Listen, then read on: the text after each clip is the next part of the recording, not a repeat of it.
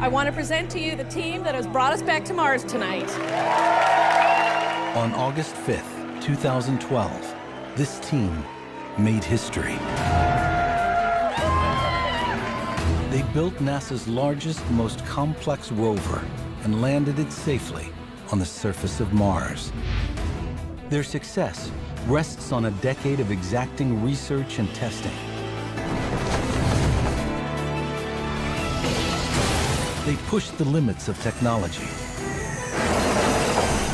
and their gamble paid off. 3 or 4 meters. That's awesome. Now, a rover named Curiosity is seeking clues to the questions we've asked for ages. Did life ever take hold on Mars? Could it exist there now? Are we alone? I think it's the grandest of all scientific questions. Look at this! We've explored Mars before. Previous missions revealed a planet more dynamic than we ever imagined.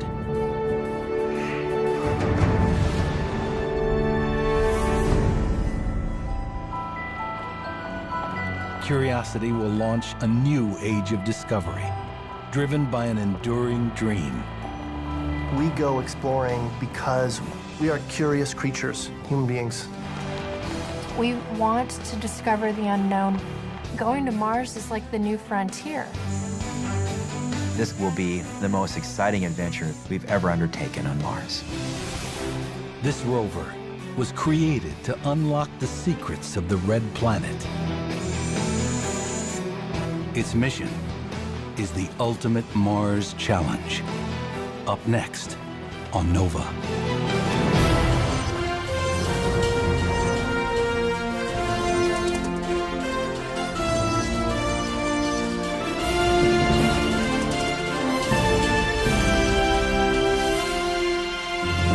Major funding for NOVA is provided by the following.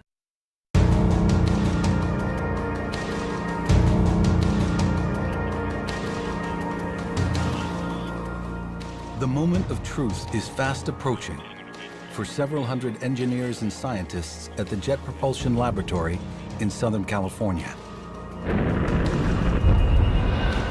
8 months ago, this team launched a mission to Mars. In less than an hour, the spacecraft they designed and built will touch down safely or meet an inglorious end. The odds are against them. Most missions to Mars have failed. Tonight, careers and reputations are on the line. The future of America's space program may hang in the balance. What keeps drawing us back to the Red Planet?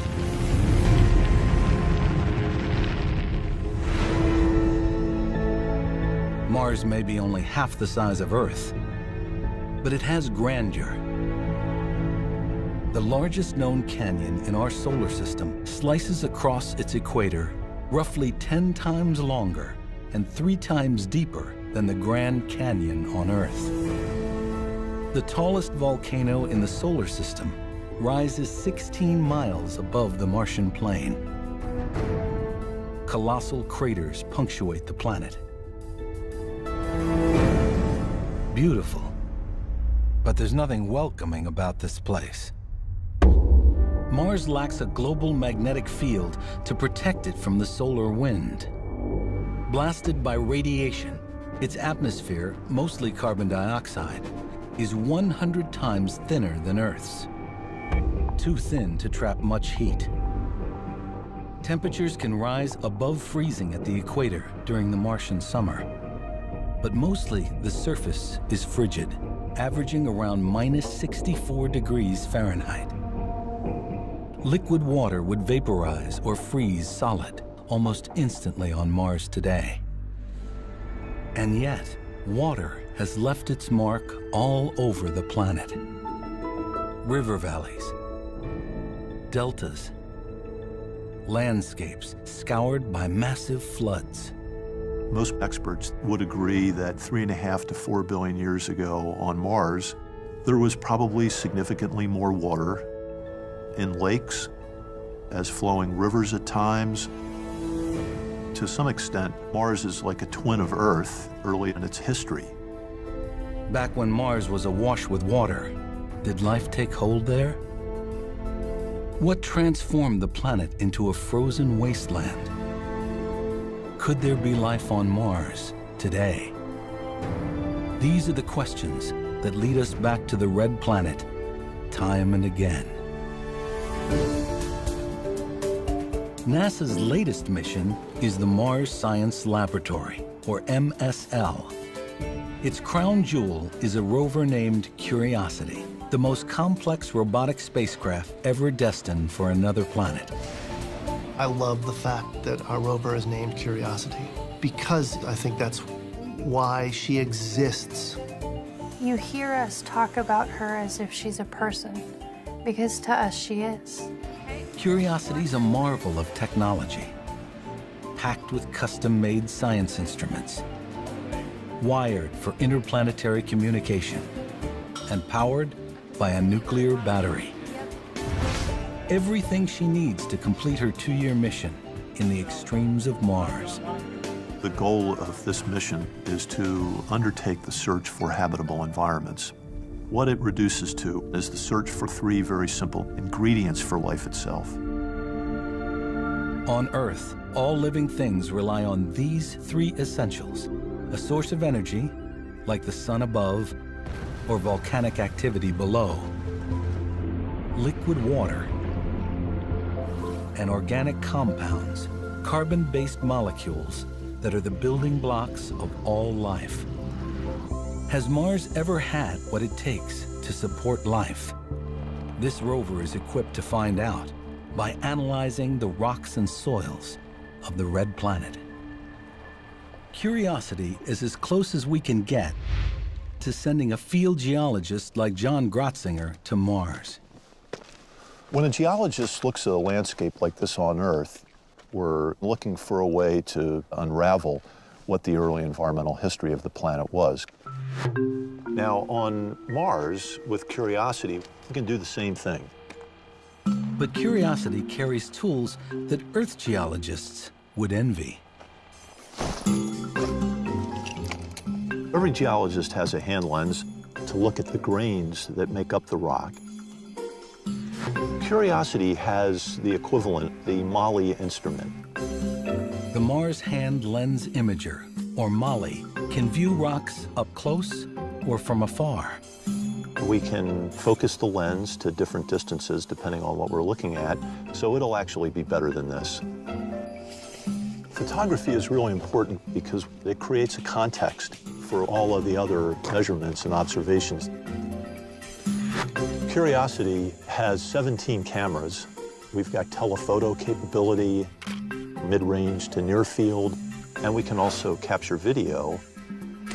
To collect rock samples, a geologist uses a basic rock hammer. We use it to get rock that is not exposed at the surface of the Earth for doing the geochemical analysis that tells us about the origin of the rock.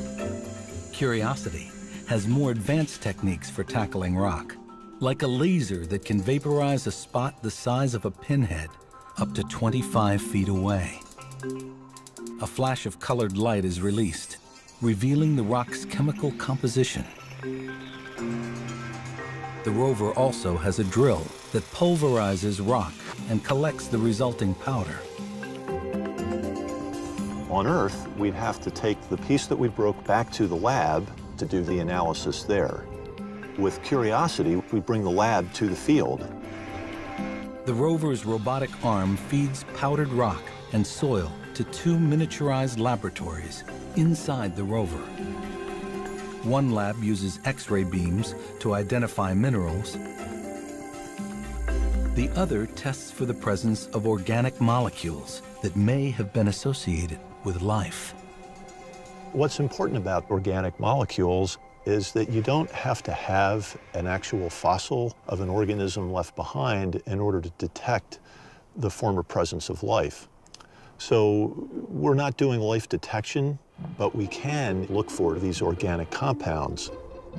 Curiosity's capabilities herald a new era of Mars exploration.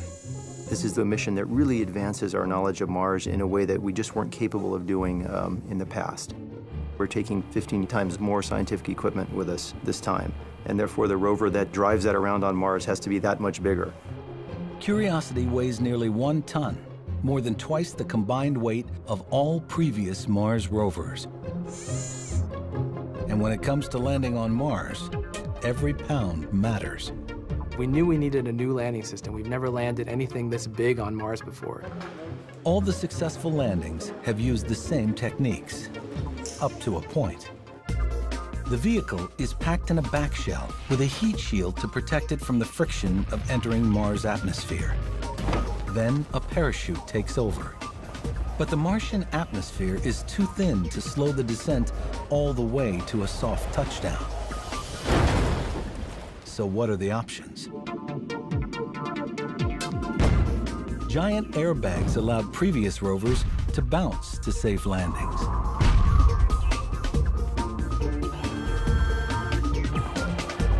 But as it turns out, this rover was essentially too big to make airbags be the right solution.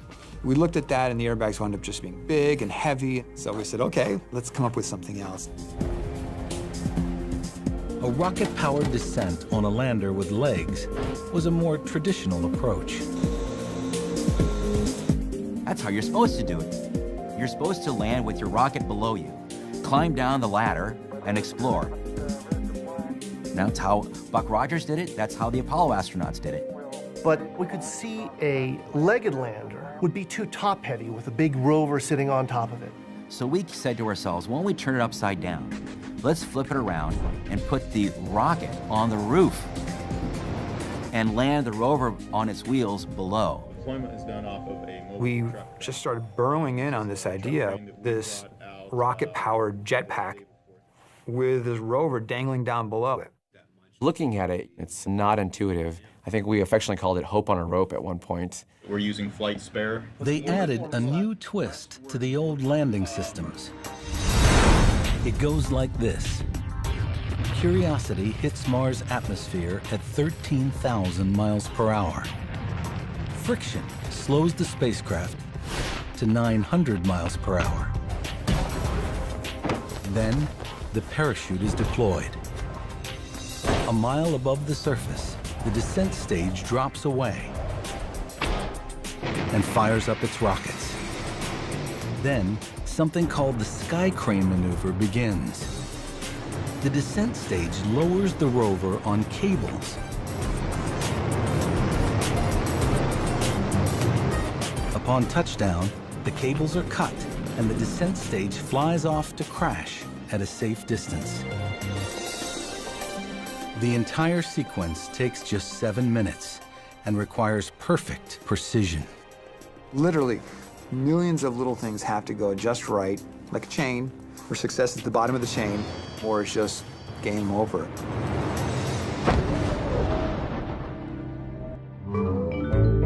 To show off their brave new landing system, the engineers created a short video presentation. It was not a runaway hit. Some of our NASA bosses, they just were in horror after seeing this video. It's the kind of thing that you wonder if they're going to be taking odds on it in Vegas. The landing sequence, it's just like surreal of like, really, we're gonna do that? Probably the biggest challenge in the Sky Crane system was credibility. Trying to convince people that the Sky Crane system was not an insane contraption, but was actually a very elegant piece of machinery. To prove their design, they had to test it. But that became its own challenge. Here on Earth, you cannot test the one large simulation that takes us from above the atmosphere down to the surface of Mars. Not the right atmosphere, not the right gravity. So we have to break the testing down in lots of little pieces. And by looking at these little individual parts of our testing, convince ourselves the whole will work. Piece by piece, team by team, testing this new landing system would take years.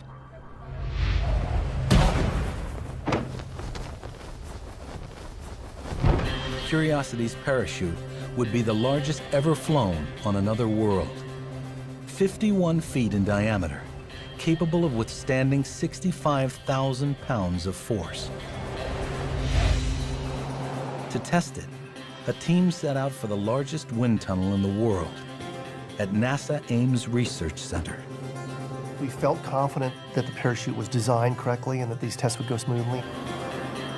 Their first test was a winner. 3, 2, 1, fire! Parachute opens, the building shakes, and you see this thing flying in the air, and the data, and everybody's excited, and it's tremendous.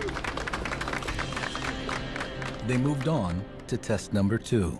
3, 2, 1, fire! Bad shoot. Oh. Catastrophic failure. Blew up, little pieces of parachute all over, and this bag of rags at the end of the tunnel. Parachute is, it's a loss. It's almost like you lost a friend or something, you know, a fallen comrade in the wind tunnel. And it caught us by surprise. We didn't expect that. The team was devastated. All right. That basically kicked off a forensic test program to figure out why that parachute exploded so catastrophically, and was this a threat to the Mars mission? All they had was a grainy video of the failure. They needed better data. So we went out and we got 13, I believe, maybe 14 cameras, high resolution, high-speed video, all sorts of different angles. You know, if this thing happened again, if something bad happened again, we were going to catch it this time, right? Initiate drive start. They resumed testing, hoping for the worst. 2, 1. We ran the first test, parachute opened up, just as you would want it to, and we were disappointed. Good shoot. Yeah. And we test again. 2, 1. Good shoot again, good shoot again and again. And we're like, well, geez, if we don't see this problem again, it's gonna be even worse. It'd be better to capture it in high resolution so we can understand what was going on, rather than just have this one-off occurrence. Failure did not come easily. It took 6 more tries. 3, 2, 1. Everyone please stand by to bring down tunnel speed. We were all really happy all of a sudden now the parachute exploded, but we were even happier because all of the camera footage that we had put in place caught the smoking gun. What they had captured was an inversion. It occurs when the edge of one side of the parachute slips through the lines on the opposite side. A pocket of fabric catches air and inflates, pulling the parachute inside out and tearing it apart. Could an inversion happen on Mars?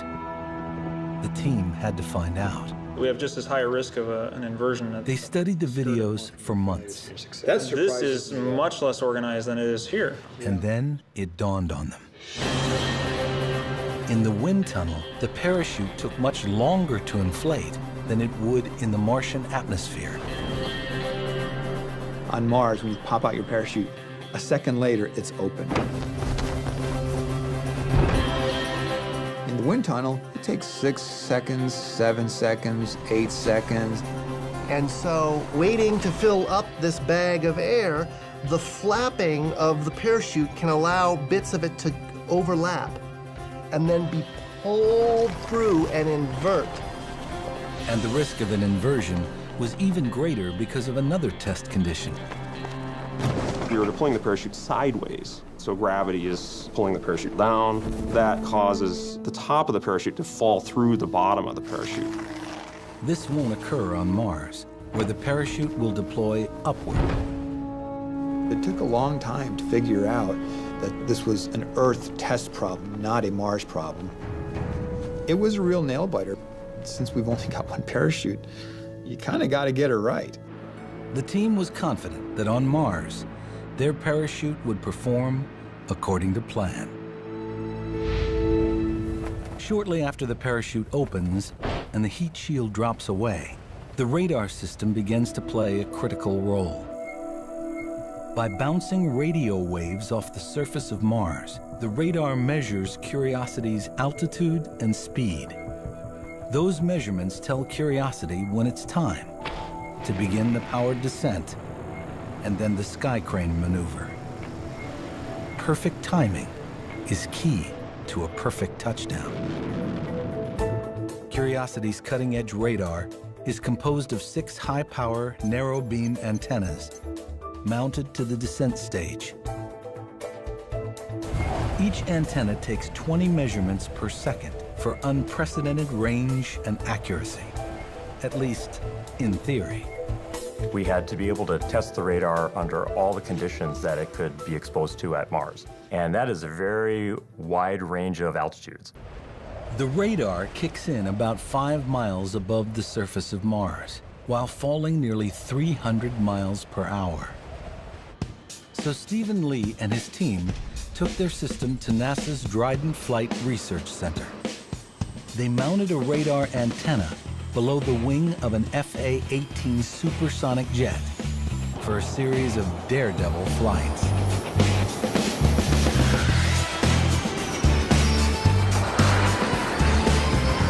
The pilot would climb 50,000 feet, slow down, roll over, and fall from the sky.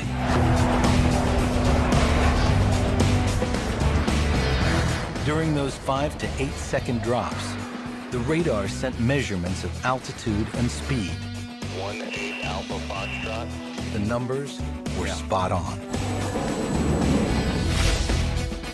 The team mounted the radar to the nose of a helicopter for tests at lower altitudes over the Mars-like terrain of the Mojave Desert. We flew over lava flows, we flew over sand dunes.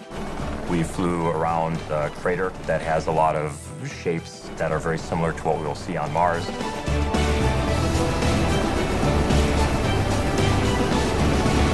So come down to 81 feet, and then you'll come back up to 90. But the sky crane maneuver posed a problem for the radar. So it tests as you fly.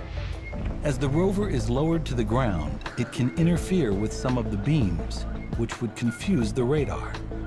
The engineers decided to shut down 4 beams and angle 2 beams away from the rover. But would that provide enough data for a safe touchdown? They devised an elaborate test. Underneath the helicopter, we had a radar mock-up of the rover that we would lower and raise so that we could look at how the radar might bounce off the rover and spoof or confuse the radar. Oh, beautiful. We get through that test, and the radar isn't spoofed by a model of the rover jumping out in front of it. We're really good for Mars. That's what it's gonna look like. See that? Look at that, that's nice. We found that 2 beams, even if they're angled up and away from where the rover is going to be, were enough to tell us how fast we're moving towards the ground. 3 or 4 meters. That's awesome! Oh. The radar's job will be over once Curiosity makes contact with the ground. But what will protect the rover from the impact of touchdown? Jamie Wado led the team that designed and built Curiosity's mobility system. Do that again. The 6 wheels, suspension, and other mechanisms that allow the rover to roll over terrain. Stop. This system also had to function as Curiosity's landing gear. The rover touches down at almost 3 feet a second, which doesn't sound that fast. But some of those loads are 2,500 pounds going into each individual wheel, and what the wheels don't absorb goes into the suspension. We're just trying to make sure that all of those precious science instruments are safe. They needed a way to make the system as strong yet as light as possible. Inspiration rolled in on 2 wheels. If you look at the modern bicycle, they do amazing things with shaping the tubes of the bicycle frame for the stiffnesses they want in every direction. And so we talked to a bicycle company that makes titanium bikes, and they helped us build the suspension tubes. Curiosity's wheels were redesigned as well. We ended up taking a bicycle wheel and making it as strong as possible, taking that to the extreme and making it basically a Martian bicycle wheel. Curving titanium spokes and a pliable aluminum skin would make the wheels tough but resilient. Wado and her team would test their new system in stages. We're going to do our final countdown and then we'll test. They used a model rover without its wheels to check the mechanisms that release the mobility system during the Skycrane maneuver. The rover has just 6 seconds to pop its wheels into place for touchdown. That test was really focused on making sure that as mobility is deploying, there's nothing that's going to hang up, that all of the cables can move smoothly, they're not going to catch on each other. Small pyrotechnics would release the latches that hold the system close to the rover's body. 4, 3, 2, 1, fire. I don't think any of us really thought it would be as violent, as noisy, or as herkety-jerkety of an event. From a human perspective, there was a lot of, oh my God, is that right? It's not graceful, but it's what you do to get 200 pounds of hardware to go 60 degrees in 6 seconds and be ready for landing. Wado's team used a stripped-down rover model to measure the stresses of touchdown. This simulation was also a test of Wado's nerves. My hands are sweating and my throat is getting dry, and I'm looking at it going, oh my goodness, oh my goodness. And then they let it go. And she hit, and it was so hard. And I was like, you can't do that to our baby. That's too much. That's too hard. It's like that old vaudeville joke, right? It's not the fall that kills you, it's the landing. That's extremely brutal. And then you realize, no, we designed her for that. She's good for that. It's okay. But that tangible, visceral, what does landing look like is much different on a computer simulation than the first time you see it for real. Congratulations, Jerry. That's great. The great thing about landing on your wheels is that you're ready, you've landed. Now you can drive around the surface of Mars and go do great science and do some exploration. To prove Curiosity's driving abilities, test rovers racked up mileage over all kinds of terrain. Brakes engaged, motion complete. Sand dunes had been a problem for previous Mars rovers. Still making progress. But Curiosity's wide wheels seem unsinkable. Let's get it really stuck. Okay.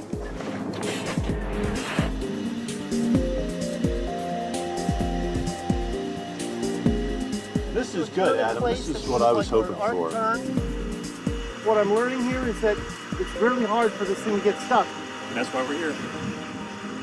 With each test, Mars seems closer than ever. We've been exploring Mars for half a century, but dreaming about it for ages. Life forms on Mars may have developed special ways of preserving their water content. We once imagined it might harbor strange flora and fauna, even intelligent life. Are they planning an invasion? Then, in the 1960s, space probes began to transmit the first close-up images of the surface. No cities, no oceans or forests. If there was life on Mars, it was microscopic. Fantastic. In 1976, NASA achieved its first landings on Mars. 2 Viking spacecraft on opposite sides of the planet tested the soil for living organisms. They found no conclusive signs of life and not a single organic compound. Mars was declared dead. Then we kind of took a break, I think, because of that disappointment from exploring Mars for over a decade. When we returned to Mars, we pursued a different line of reasoning. If Mars ever had life as we know it, it would have needed liquid water. Those channels and valleys looked like they'd been carved by water, But what if some other force, like lava flows, had created them? NASA's exploration strategy became follow the water. A new generation of orbiters began to scour the Martian surface. The beauty of orbit is you can send a lot of instruments. These orbiters are pretty big. We've flown cameras that can actually measure the temperature of the surface, lasers that can measure the height of the mountains, and spectrometers that can map what minerals are present. So from orbit, we can map the entire planet and figure out where all the goodies are. One satellite pinpointed an area rich in hematite, a mineral that forms in water.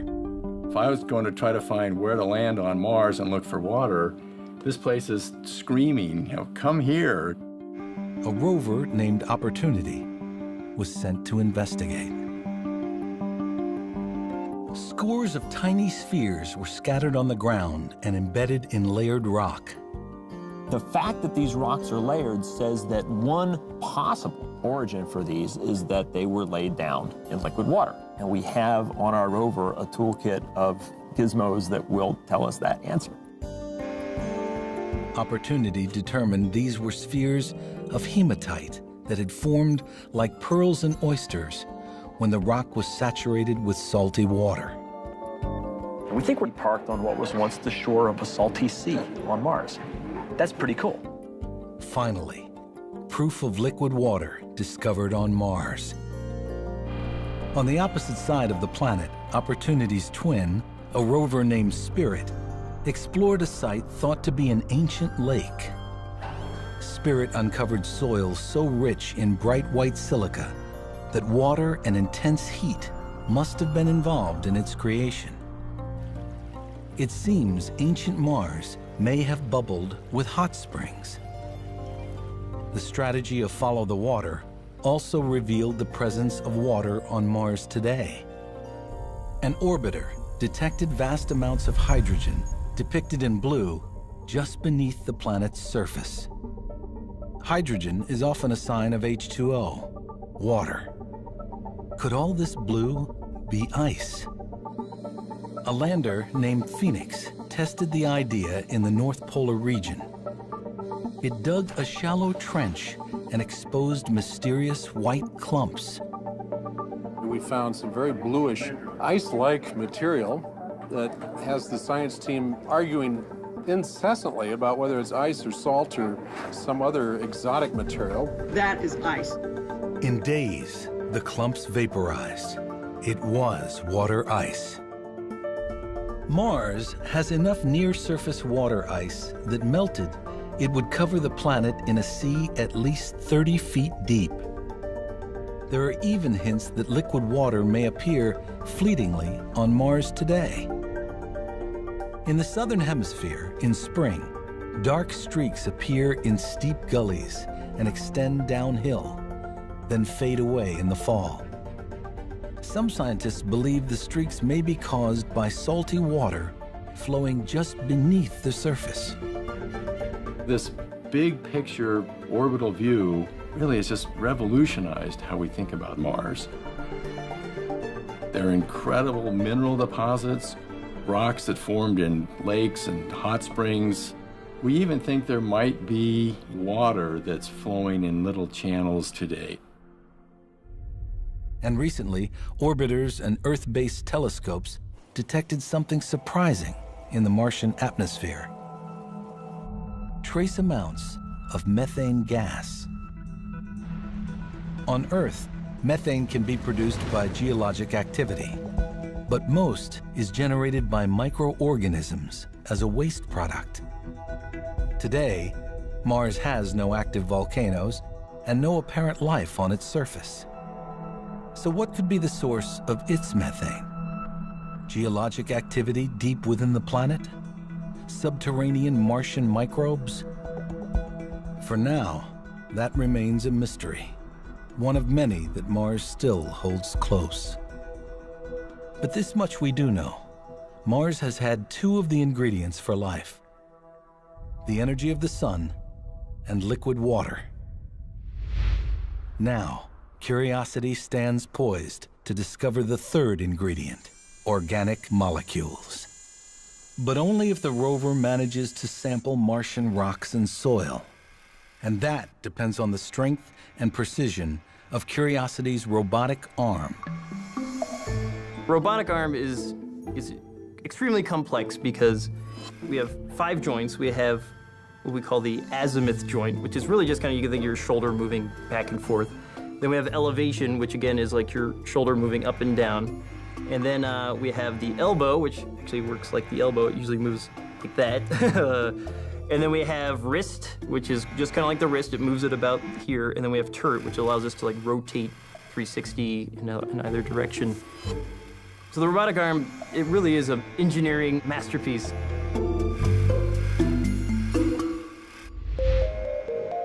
The arm supports a turret of instruments that collect, process, and deliver samples to the rover's onboard laboratories.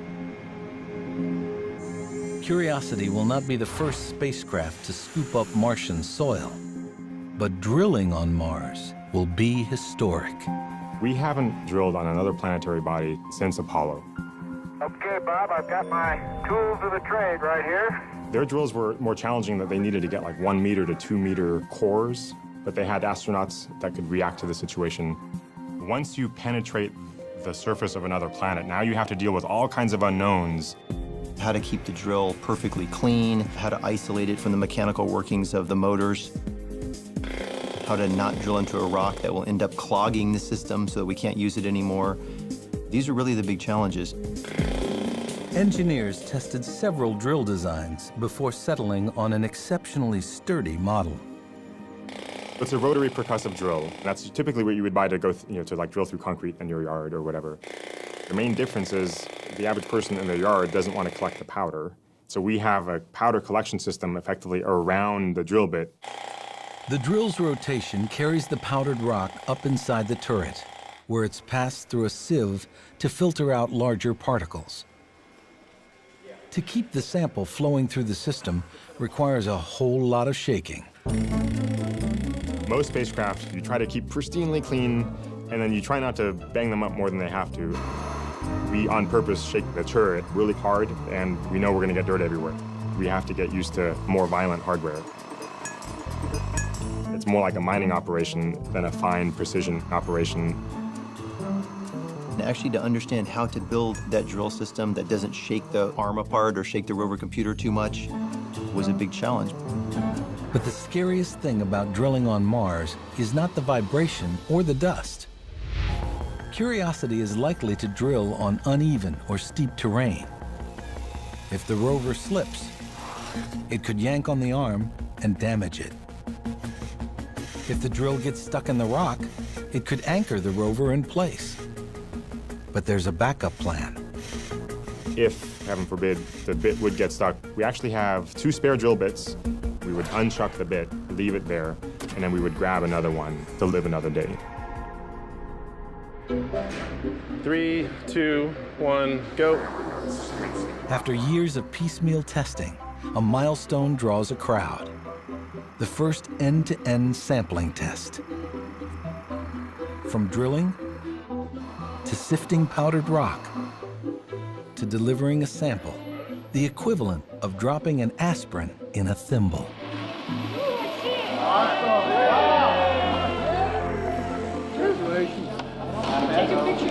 One of the kind of comedies of scale of this rover is we have a 900-kilo rover with a 100-kilo arm, and we drop off a little tiny, sample to each instrument, and that's enough for them to do their science. There it is. Awesome. A pinch of powdered rock may tell us whether Mars ever harbored the building blocks of life. So where should Curiosity touch down to gather that powdered rock? Previous missions needed a vast expanse of smooth, flat terrain for landing. Those spacecraft were aimed at specific sites on Mars.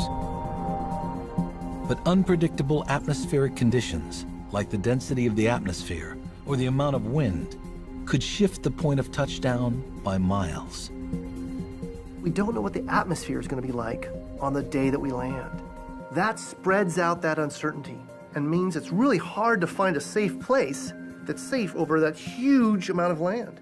But Curiosity can achieve a precision landing through a technique called guided entry.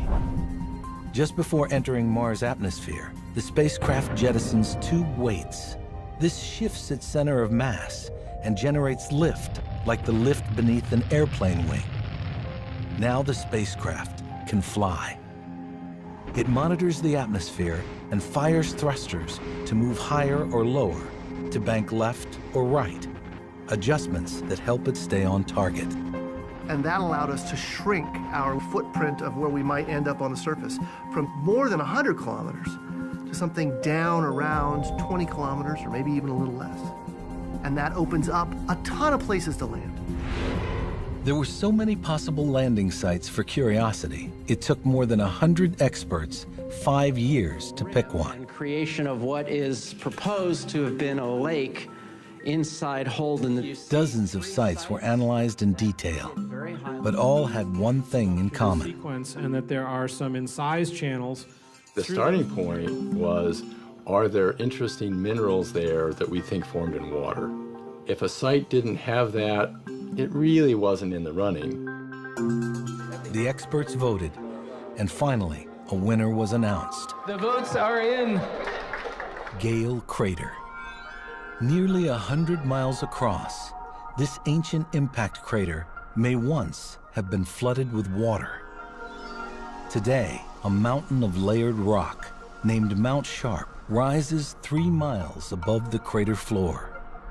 Orbiters detected minerals that form in water in the lower layers of the mountain.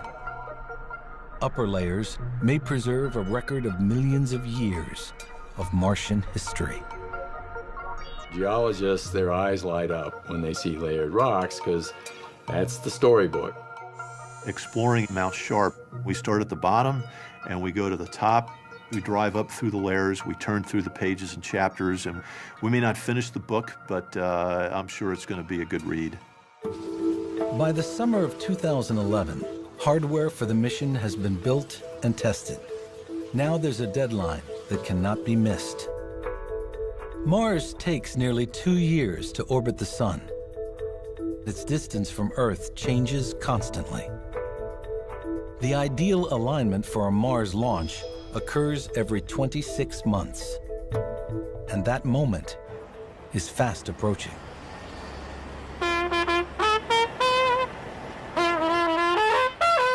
I have had a tradition of pulling out my trumpet as our spacecraft have left JPL. The day that it's put in a box and shipped across the country to Florida is the day it's really leaving to Mars.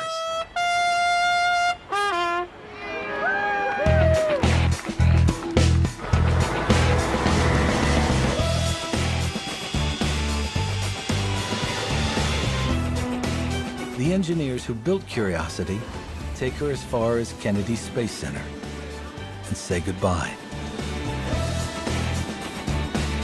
Then a new team assembles the rover and all her flight components into a spacecraft. The process takes 5 months and ends at the top of an Atlas V rocket.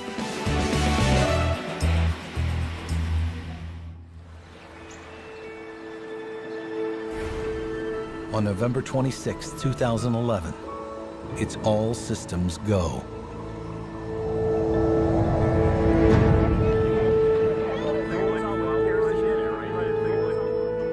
Produce ECS for launch.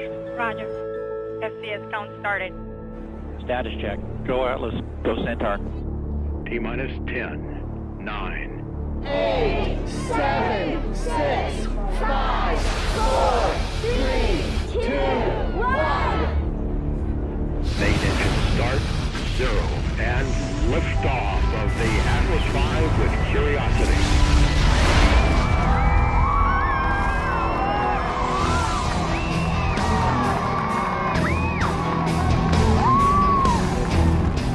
That is beautiful. Next stop, Mars.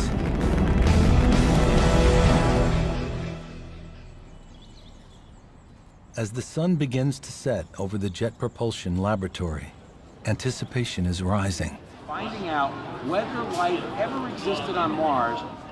The real Curiosity is 150 million miles away, just hours from the end of her journey. For the members of the mission team, it's a night of mixed emotions. I can't even tell you how excited I am. I just want to remember every single moment. Mostly confident, but there's still that little nod of fear in there. Spend 10 years of your life working on one project, and it either works or doesn't. There's really no in between. In a few hours, hopefully, there's a new rover on the surface of Mars. It's kind of an emotional time, as you can see. We're wishing for the best. We feel that we've done everything to deserve it, and now it's in the hands of the fates. Engineers can still communicate with Curiosity, but during the 7-minute landing sequence, the rover will operate autonomously, based on pre-programmed commands. That's because it takes 14 minutes for signals to travel between the Earth and the rover. We can't joystick it from Earth, so when we're sitting there, it's kind of a time machine. You're just like looking back at the past, and you're like, okay, 14 minutes ago this worked, and 14 minutes ago that worked. We've also completed enabling the pyros. So it's a very surreal feeling knowing that it's all been finished, but that you still don't know what happened. In moments, Curiosity will hit Mars' atmosphere. 7 minutes later, one way or another, the rover will be on the surface of Mars. Coming up on entry. What the team calls 7 minutes of terror begins now. Start of guided entry. Vehicles continuing to decelerate. We're down to about Mach 2. Parachute deploy. We are decelerating. Speed shield has separated. We're down to 90 meters per second at an altitude of 6.5 kilometers and descending. We are in powered flight. Standing by for sky crane. Sky crane has started. Descending at about 0.75 meters per second as expected. Tango Delta nominal. Rim view stable. Rim view stable. UHF is good. Touchdown confirmed. We're safe on Mars.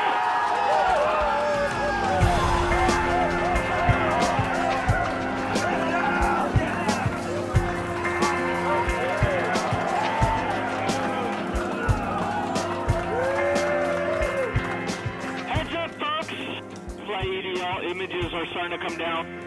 Stand by for images. Suddenly, they start receiving postcards from Curiosity. It's the real! It's the real! The equivalent of, hello, I'm fine. Wish you were here. And in a way, the team is there, basking in the sunshine of a Martian afternoon. Oh my God.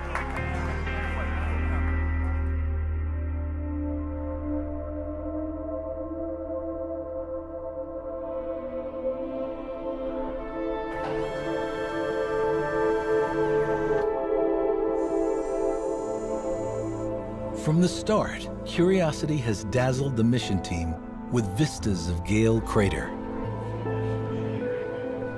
2 weeks after landing, she sent snapshots from her first drive.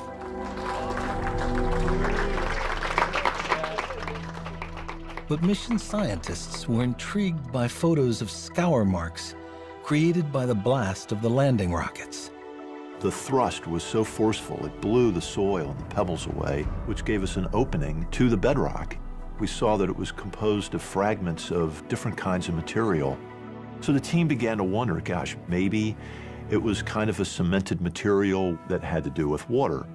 It was an exciting clue because the exact nature of the terrain where Curiosity touched down was not known. Orbital maps suggested water had flowed through a canyon in the northern rim of the crater, carrying rocks and sediments that spread out on the crater floor in what's called an alluvial fan. But did that fan extend all the way to where Curiosity landed? 5 weeks into the mission, the rover sent back pictures of an outcrop that stunned the science team. You're like, my goodness, it looks like somebody got a jackhammer and lifted up a piece of the sidewalk in New York City. And when you look at the slab end on, you see pebbles in it. They seem to have rounded edges. They've all been smoothed off a little bit. And so what that brings to mind immediately is what you see in a riverbed. As the water pushes the pebbles along, they collide with each other and progressively get rounder. Previous rovers detected shallow seas and hot springs. This is something new. The team converged pretty much unanimously on this being an ancient pebble deposit formed in a river that had once been present in this part of Mars billions of years ago. From the size of the pebbles, scientists believe the river flowed vigorously and might have been hip deep.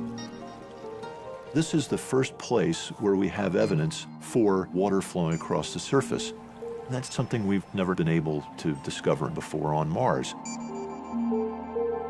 As Curiosity drives on, she samples Martian soil and discovers minerals similar to those in volcanic soils in Hawaii.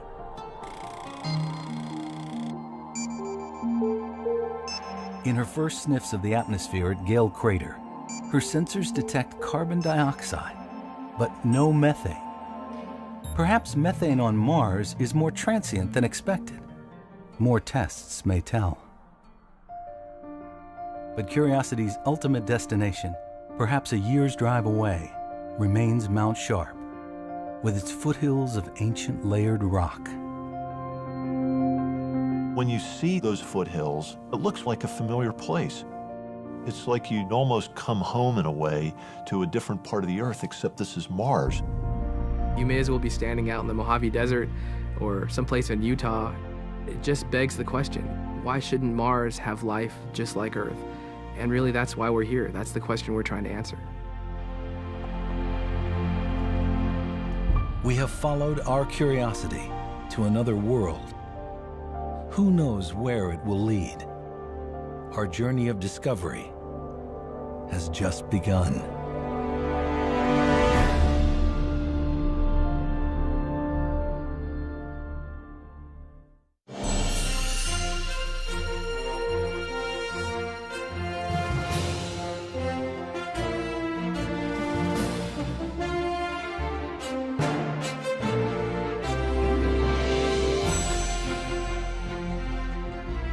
This NOVA program is available on DVD and Blu-ray. To order, visit shoppbs.org or call 1-800-PLAY-PBS. NOVA is also available for download on iTunes.